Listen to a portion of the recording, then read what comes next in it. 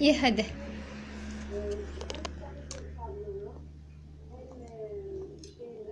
Ah. Evet, kesinlikle kağıdımı. Bakın aldığım zaman çok güzel duruyor. Şimdi bu ne kadar zamanda kuruyor? Bu bir saat içinde falan kurur. Bir saat içinde falan kurur. Evet. Öyle bile saati çok güzel. Evet, alta özellikle böyle bir kovuşturdum ki hani daha iyi anlatabileyim diye. Yaptım, kurudu ama bunun etkisini ortaya çıkarmak istiyorum. Bir daha boyamıyorum. Sadece boyayı yani tek renk olarak boyamıyorum. Boyanın içine biraz inceltici katıyorum. Ahşap boyama teknikleri. Çok güzel değil mi? Boyanın rengini bozmadan transparan. Evet, boya inceltici. Boyanın rengini bozmaz. Sadece transparanlaştırır. Elinde antisin olanları varsa antisinle de yapabilirler. Bakın yüzeye bunu sürüyorum. Şimdi buraya yapmıştım. Başka bir çiçek var burada. Evet, evet. Gözümle görüyorum. Evet. Evet, daha önce yaptım ve kuruttum ben bunu. Kurumasını bekledim. Ondan sonra bir sünger yardımıyla siliyorum.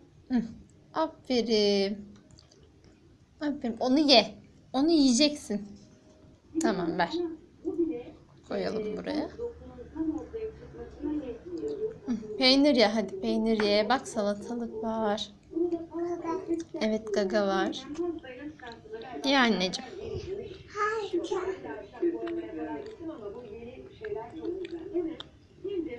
Ondan sonra elime zımpara alıyorum. Bunun ikinci sonunu çıkartıyorum. Zımparayı elime alıyorum. Açıyorsunuz yani. Açıyorum. Hem de eskimiş gibi oluyor. Hem eskimiş gibi oluyor. Hem de daha birkaç rengi yan yana görebiliyoruz. Ben hemen bunu yapmak istiyorum. Aşağıya gidip bunu yapmak istiyorum. Hayır, onu elinle, o elinle, bunlar çatalla. Ben pirinç yağını makasla kullanmam, hemen koparırım.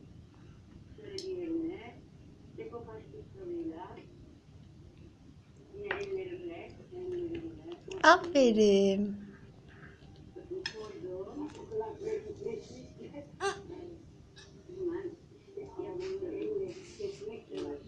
Evet, ben böyle hissedebiliyorum. Fırçayı kullanmak bana daha zor geliyor. Böylesi daha iyi.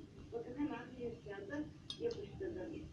Yalnız burada stencil'ları yaparken pirinç kağıtları yapıştırdım. Görüşürüz de hadi. Bak. Olmuş, silelim. Ama stencil ve pastayı yaparken Tamam hadi görüşürüz de. Tamam, sildim.